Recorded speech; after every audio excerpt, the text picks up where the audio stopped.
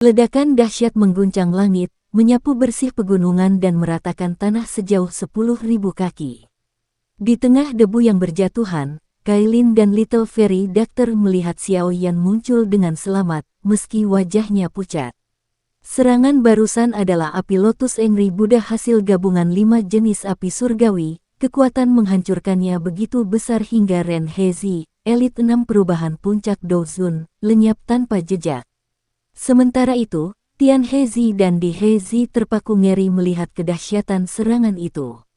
Menyadari mereka tak sebanding, Tian Hezi memerintahkan mundur. Namun sebelum mereka sempat kabur, Yao Lao muncul, menciptakan tangan api raksasa untuk mencegat mereka. Pertarungan singkat terjadi, kekuatan Doki mereka hancur dihantam serangan Yao Lao. Keduanya terlempar jauh, terluka parah. Meski begitu, Tian Hezi dan Di Hezi mencoba melarikan diri ke arah berbeda.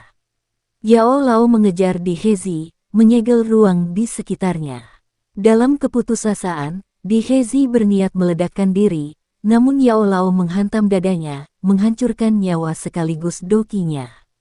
Musuh kejam yang terkenal di Central Plains itu pun tewas. Yao Lao mengambil cincin penyimpanannya, lalu bergegas memburu Tian Hezi. Di pihak Xiao Yan, ia memeriksa cincin milik Ren Hezi dan Di Hezi. Tidak menemukan peta kuno yang mereka cari, ia malah mendapatkan gulungan King Kong Glass Body, sebuah skill do langka tingkat rendah kelas Tian, yang sebelumnya pernah ia incar di pelelangan. Kailin dan Little Fairy Doctor menyebut kematian 3 bersaudara itu sebagai balasan setimpal atas kejahatan mereka terhadap banyak wanita. Tak lama, Yao Lao kembali dengan kabar gembira, Tian Hezi juga telah dihabisi, dan fragmen terakhir peta kuno kini berada di tangannya. Xiao Yan menerima potongan itu dengan tangan bergetar. Perjalanan panjang lebih dari 1 dekade untuk mengumpulkan semua bagian peta akhirnya tuntas. Dengan peta lengkap ini, tujuannya berikutnya jelas, memurnikan senjata api iblis yang legendaris.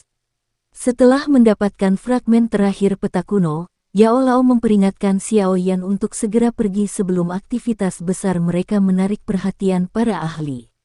Mereka melesat menjauh, meninggalkan medan pertempuran yang hancur lebur. Tak lama, sekelompok tokoh muncul di lokasi, terkejut menemukan mayat Di Hezi, salah satu dari 3 hantu setan dia, terbunuh.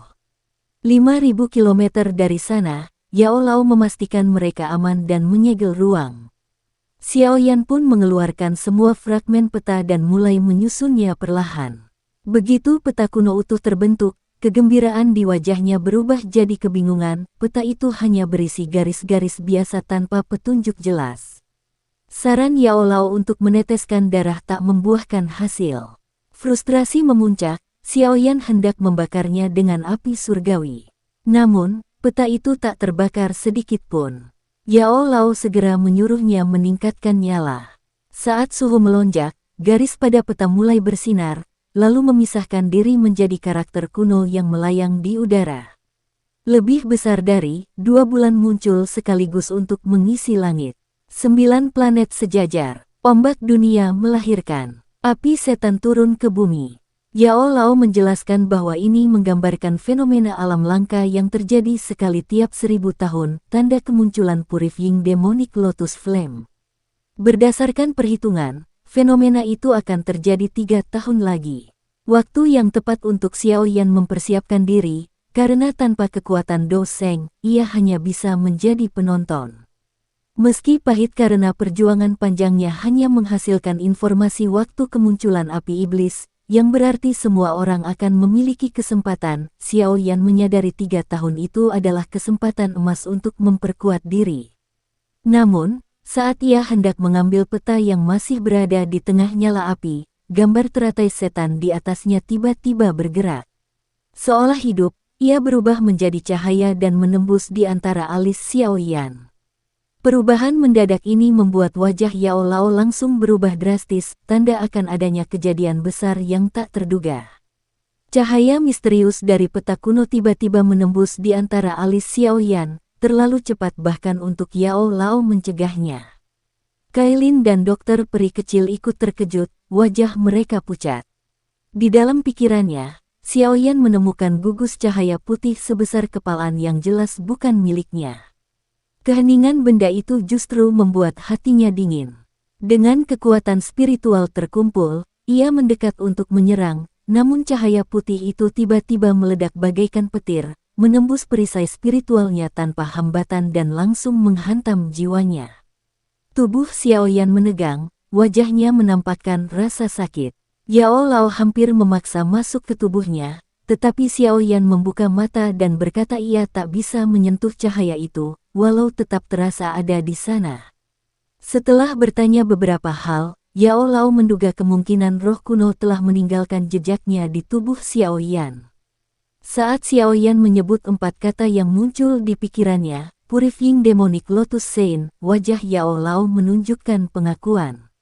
Ia menjelaskan bahwa sosok ini adalah ahli besar 10.000 tahun lalu, pemilik Purifying Demonic Lotus Flame, dan salah satu yang paling dekat mencapai tingkat Dodi. Besar kemungkinan benda dari peta kuno itu adalah warisan Sang Sein. Meski karakter Sein ini agak menyimpang, Yao Lao yakin ia tidak akan merugikan Xiaoyan. Xiaoyan hanya bisa berharap demikian. Yao Lao menduga cahaya misterius itu berkaitan langsung dengan nyala api pemurnian demonik, salah satu Heavenly Flames terkuat, bahkan mampu menjadikan seseorang budak api, sesuatu yang bahkan banyak Heavenly Flame lain tak sanggup lakukan. Ia menegaskan bahwa tanpa kekuatan Do Seng, Xiaoyan tidak boleh mendekati api itu karena sama saja bunuh diri. Waktu mereka hanya 3 tahun sebelum fenomena langka kemunculan api itu tiba. Namun, Xiaoyan yang kini di puncak bintang 8 Do Sun masih jauh dari Do Seng. Satu-satunya peluang adalah memperoleh Bodhisattva Heart dari Ancient Wasteland Region, tanah terlarang bagi manusia. Untungnya, Xiaoyan memiliki Bodhisattva Seed, yang dapat membantunya menemukan pohon sumbernya. Walau sadar tantangannya luar biasa, wilayah itu luas, berbahaya, dan akan menarik banyak pihak begitu berita tersebar, Xiaoyan menerima. Ia tahu tanpa Bodhisattva Heart, tak mungkin mencapai Do Seng dalam 3 tahun. Yao Lao memutuskan mereka harus kembali ke Falling Star Pavilion untuk merencanakan langkah, karena begitu rumor menyebar, Central Plains akan bergolak dan Ancient Wasteland Region akan menjadi medan perebutan hidup mati. Setelah memutuskan langkah, kelompok Xiaoyan segera kembali ke Falling Star Pavilion dan beristirahat 2 hari. Sementara itu, kabar tentang pohon kuno Bodhisattva menyapu Central Plains seperti badai. Nama sederhana itu saja cukup untuk mengguncang dunia, bahkan para sesepuh yang telah lama mengasingkan diri pun muncul. Meski Ancient Wasteland Region terkenal berbahaya, daya tarik pohon kuno Bodhisattva membuat semua orang rela menerjang maut. Bagi banyak ahli, apapun yang memberi peluang mencapai Do Seng layak diperebutkan, walau nyawa taruhannya. Xiaoyan sadar, jika ingin merebut Bodhisattva Heart demi terobosan ke Do Seng dalam 3 tahun, ia harus memanfaatkan peluang ini. Jalannya tidak mudah, dari puncak bintang 8 Do Sun ke Do Seng memerlukan banyak tahap, biasanya butuh puluhan tahun. Tanpa Bodhisattva Heart, mustahil ia mampu menyaingi kekuatan yang akan memperebutkan Purifying Demonic Lotus Flame kelak. Menyadari waktu sempit, Xiaoyan menutup diri untuk berlatih King Kong Glass Body, sebuah tian kelas Do skill tingkat rendah yang ia peroleh baru-baru ini. Teknik ini mengubah tubuh menjadi logam tak tertembus, hingga wujud raksasa setinggi 99 kaki dengan kekuatan menghancurkan langit dan bumi. Namun, proses latihannya brutal, doki harus dipadukan dengan darah, tulang, dan otot, menyebabkan rasa sakit luar biasa seolah kulit robek dan tulang retak. Begitu mencoba pertama kali, tubuh Xiaoyan membengkak 2 kali lipat, kulitnya berubah emas gelap, lalu mengecil kembali, membuatnya memuntahkan darah segar. Ia mengumpat dalam hati, gulungan teknik itu tak pernah memperingatkan rasa sakit separah ini. Meski begitu, ia tahu hanya tubuh yang terbiasa dengan siksaan ini yang bisa memaksimalkan kekuatan teknik. Maka, ia memaksa diri berkali-kali membengkak dan menyusut, darah bercucuran, hingga perlahan tubuhnya mulai terbiasa. Setengah bulan berlalu dalam retret penuh penderitaan. Sementara itu, Central Plains semakin kacau. Berbagai faksi mengirim orang ke dekat Wastelen Region, menunggu fenomena yang menandai kemunculan pohon kuno Bodhisattva. Mereka semua tahu, begitu tanda itu muncul, perlombaan mematikan akan dimulai. Hari ke-6 setelah masa tenang itu, saat cahaya pagi pertama muncul di langit timur laut, gelombang aura murni menyapu Central Plains.